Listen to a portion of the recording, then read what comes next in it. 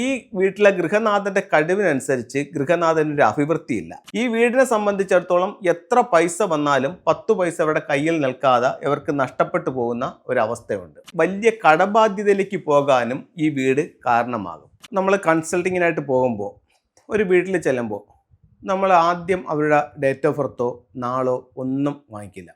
ഫംഗ്ഷനിൽ നാളിൻ്റെ ഒരു കണക്കില്ല, എന്നിരുന്നാൽ പോലും ഡേറ്റ് ഓഫ് ബർത്ത് നമ്മൾ ഉപയോഗിക്കുന്നുണ്ട്, പല ആവശ്യങ്ങൾക്കും ഫംഗ്ഷയുടെ ഇതിനു വേണ്ടിയിട്ട് ഉപയോഗിക്കുന്നുണ്ട്. പക്ഷേ ഒരു വീടിൻ്റെ പ്രശ്നം എന്താണെന്ന് പറയാനോ അതിൻ്റെ പരിഹാരം പറഞ്ഞു കൊടുക്കാനോ നമുക്ക് ഒരുപക്ഷെ ഡേറ്റ് ഓഫ് ബർത്തിൻ്റെയോ നാളിൻ്റെയോ ആവശ്യമില്ലാതെ തന്നെ ചെയ്യാൻ പറ്റും. അതായത് ഇപ്പോൾ ചിലർക്ക് അവിടെ കറക്റ്റായിട്ടുള്ള ഡേറ്റ് ഓഫ് ബർത്ത് അറിയത്തില്ല, എന്നിരുന്നാൽ പോലും അവിടെ പ്രശ്നം പറയാനും പരിഹാരം പറഞ്ഞു കൊടുക്കാനും ചൈനീസ് വാസ്തുകലയായ ഫംഗ്ഷു പ്രകാരം സാധിക്കും.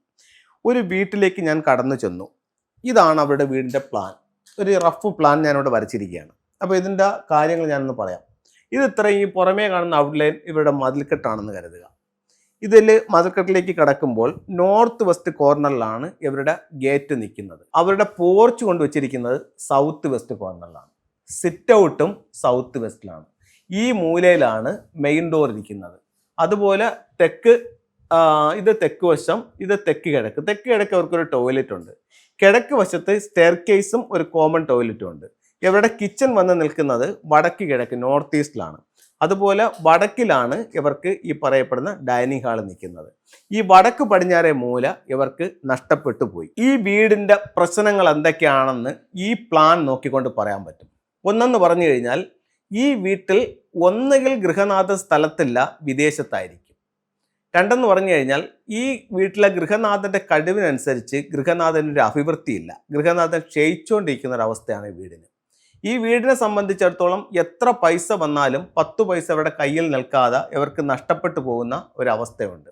അതുപോലെ തന്നെ ഇവർ വലിയ കടബാധ്യതയിലേക്ക് പോകാനും ഈ വീട് കാരണമാകും.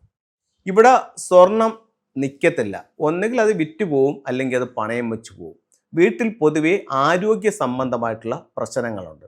ഇത്രയും കാര്യം ഈ വീടിൻ്റെ പ്ലാൻ നോക്കിക്കൊണ്ട് ഒരു ഫംഗ്ഷി കൺസൾട്ടന്റിന് പറയാനായിട്ട് സാധിക്കും. അപ്പോൾ ഒരു വീടിൻ്റെ പ്രശ്നം പറയുന്നതിന് അവരുടെ ഡേറ്റ് ഓഫ് ബർത്തോ അവരുടെ നാളോ ആവശ്യമില്ല. ഇത്രയും കാര്യങ്ങൾ വെച്ചിട്ട് നമുക്ക് അവർക്ക് അത് പറഞ്ഞു കൊടുക്കാനായിട്ട് സാധിക്കും. അപ്പം ഇതിനെപ്പറ്റി പറഞ്ഞപ്പോഴാണ് മറ്റൊരു കാര്യം ഓർമ്മ വരുന്നത്. നമ്മൾ ഫംഗ്ഷിയുടെ കോഴ്സുകൾ ചെയ്യുന്നുണ്ട്. ഫംഗ്ഷിയുടെ കോഴ്സുകൾ ചെയ്യുന്നുണ്ടെന്ന് പറഞ്ഞു കഴിഞ്ഞാൽ ഓൺലൈൻ ക്ലാസ്സും ഉണ്ട്, ഓഫ്ലൈൻ ക്ലാസ്സും ഉണ്ട്. അപ്പം ഓഫ്ലൈൻ ക്ലാസ് ആകുമ്പോഴത്തേക്ക് 5 ദിവസത്തെ നേരിട്ടുള്ള ക്ലാസ്സാണ്, മറ്റതാണെങ്കിൽ ഓൺലൈനായിട്ടുള്ള ക്ലാസ്സാണ്.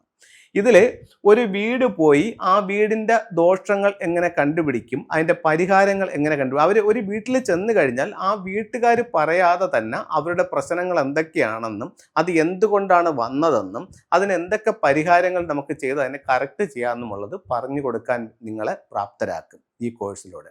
ഇത് കഴിഞ്ഞാൽ നിങ്ങൾക്ക് ഈ കോഴ്സ് കഴിയുമ്പോഴത്തേക്ക് തന്നെ നിങ്ങൾക്ക് സ്വയം കൺസൾട്ടൻ്റായിട്ട് മാറാനും വീടുകളിൽ പോയി അവരുടെ പ്രശ്നവും പരിഹാരവും പറഞ്ഞു കൊടുക്കാനും, നിങ്ങൾ പറഞ്ഞു കൊടുക്കുന്ന രീതികൾ അവരുടെ ജീവിതത്തിൽ അവർ ചെയ്യുമ്പോൾ അവിടെ റിസൾട്ട് ഉണ്ടാവുകയും ചെയ്യും.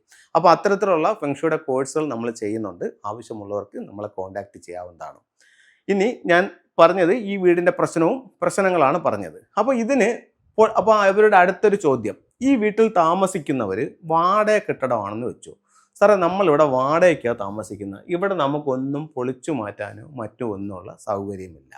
അപ്പോൾ നിങ്ങളുടെ പ്രശ്നത്തിന് പൊളിച്ചു മാറ്റലുകളില്ലാതെ ഫംഗ്ഷു പ്രകാരം പരിഹാരമുണ്ട്. അപ്പോൾ അതിനെന്താണ് പരിഹാരം, എവിടെ എന്തൊക്കെ കാര്യങ്ങൾ ചെയ്യണം, നിങ്ങളുടെ സ്വീകരണ മുറിയിൽ എന്ത് ചെയ്യണം, വീടിൻ്റെ പുറമെ എന്ത് ചെയ്യണം, വീടിൻ്റെ ഓരോ ദിക്കിലും എന്ത് ചെയ്യണം, അങ്ങനെയുള്ള കൃത്യമായിട്ടുള്ള പരിഹാരങ്ങൾ അവർക്ക് നിർദ്ദേശിച്ചാൽ ഉറപ്പായിട്ടും ഈ പ്രശ്നത്തിൽ നിന്ന് അവർക്ക് പുറത്തിറങ്ങാനും ജീവിതത്തിൽ അഭിവൃദ്ധി നേടിക്കൊടുക്കാനും ചൈനീസ് വാസ്തുകലയായ ഫെങ്ഷു പ്രകാരം സാധിക്കുന്നതാണ്. ഇനി ഫെങ്ഷുയിൽ നമുക്ക് പലരുടെയും ധാരണ എന്ന് പറയുന്നത് ഫെങ്ഷു എന്ന് പറയുന്നത് ചില ടൂളുകൾ വെക്കുന്ന ഒരു സയൻസ് ആയിട്ടാണ് പലരും ഫെങ്ഷുയെ കണ്ടിട്ടുള്ളത്. പക്ഷെ അതല്ല, പല കൺസൾട്ടന്റുമാരും അങ്ങനെയാണ് ചെയ്യുന്നത്. ഇപ്പോൾ ഒരു പ്രശ്നം ഉണ്ടെങ്കിൽ അവർ കുറേ ടൂളുകൾ ഉണ്ടെങ്കിൽ വെച്ചുകൊണ്ട് അതിനെ കറക്റ്റ് ചെയ്യുന്നുണ്ട്. പക്ഷേ ആ പ്രശ്നം എന്തുകൊണ്ടാണ് വന്നത്, അവരുടെ ഓരോ വീടിൻ്റെയും ഓരോ ദിക്കിലും വന്നിരിക്കുന്ന ഫ്ലൈങ് സ്റ്റാർ നമ്പറുകൾ ഏതാണ്, അത് അവരെ എങ്ങനെ സ്വാധീനിക്കുന്നു, അവർ ഏത് സ്റ്റാറിൻ്റെ നമ്പറുള്ള സ്ഥലത്താണ് കിടക്കുന്നത്, അവരുടെ എൻട്രൻസ് വന്നിരിക്കുന്ന സ്റ്റാർ ഏതാണ്, ഇതൊക്കെ കൃത്യമായി മനസ്സിലാക്കിയിട്ട് വേണം നമ്മൾ ഈ ടൂളുകൾ ഉപയോഗിക്കാൻ. അല്ലാതെ വെറുതെ ടൂൾ കൊണ്ട് വെച്ച് പ്രയോജനം ഇല്ലാന്ന് ഞാൻ പറയുന്നില്ല, പ്രയോജനം ഉണ്ടാവും. പക്ഷെ അത് എന്നെന്നും സ്റ്റഡി ആയിട്ട് നിൽക്കണമെന്നുണ്ടെങ്കിൽ അതിൻ്റെ ഫ്ലൈയിങ് സ്റ്റാർ കണക്കുകളും കൂടി മനസ്സിലാക്കി വേണ്ട പരിഹാരങ്ങൾ ചെയ്യുമ്പോഴാണ് ആ കറക്റ്റ് റിസൾട്ട് ഉണ്ടാകുന്നത്. ഫെങ്ഷുയുടെ ചില ടൂളുകൾ കാണിച്ചു തരാം.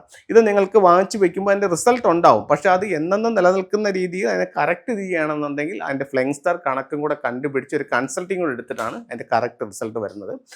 അപ്പോൾ ഫെങ്ഷുയുടെ ചില ടൂളുകൾ ഉപയോഗിക്കും. ഇപ്പം ഇതൊരു ഫ്രോഗ്, ഇതൊരു ഫ്രോഗ് നിങ്ങളുടെ വീട്ടിൽ കൊണ്ട് വെക്കണമെന്നുണ്ടെങ്കിൽ നിങ്ങൾക്ക് ഒരു കൺസൾട്ടൻ്റ് ആവശ്യമോ ഒന്നും വേണ്ട. ഇത്തരത്തിലുള്ളൊരു ഫ്രോഗ് വാങ്ങിച്ചിട്ട് ഏതൊരാൾക്കും അദ്ദേഹത്തിൻ്റെ പ്രധാന വാതിലിൽ നിന്നും വീടിൻ്റെ ഉള്ളിലേക്ക് നോക്കി ഇതിനെ പ്ലേസ് ചെയ്യാവുന്നതാണ്.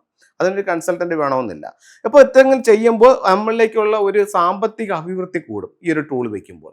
ഇനി മറ്റൊരു ടൂള്, നമുക്ക് പേരും പ്രസിദ്ധി ഉണ്ടാവാൻ വേണ്ടിയിട്ട് വെക്കാവുന്ന ഒരു ടൂൾ എന്ന് പറയുന്നത് ഒരു വിക്ടറി ഹോഴ്സ് ആണ്. ഇത് നിങ്ങളുടെ വീടിന്റെ സൗത്തിൽ വെക്കാം. അതിനൊരു കൺസൾട്ടന്റ് ആവശ്യം നിങ്ങൾക്കില്ല. നിങ്ങളുടെ വീടിന്റെ കറക്റ്റ് കോമ്പസിൽ ദിക്കറിഞ്ഞിരുന്നാൽ മതി. സൗത്തിൽ വെക്കാം, അല്ലെങ്കിൽ മെയിൻ ഡോറിൽ നിന്നും വീടിനകത്തേക്ക് കടന്നു വരുന്ന രീതിയിൽ വെക്കാം.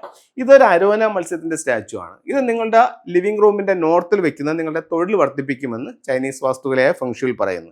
അതുപോലെ തന്നെ ഇത് എഡ്യൂക്കേഷൻ ടവറാണ്, വിദ്യാഭ്യാസപരമായിട്ട് അഭിവൃദ്ധിക്ക് വേണ്ടിയിട്ട് വയ്ക്കാവുന്നതാണ്. അപ്പോൾ ടൂളുകൾ അതിൻ്റെ റിസൾട്ട് കൊണ്ട് തരും എന്നുള്ള കാര്യത്തിൽ യാതൊരു സംശയവുമില്ല. പക്ഷേ കറക്റ്റ് ഫെങ്ഷു എന്ന് പറയുന്നത് ടൂളുകളുടെ മാത്രം വയ്ക്കുന്ന ഒരു രീതിയല്ല.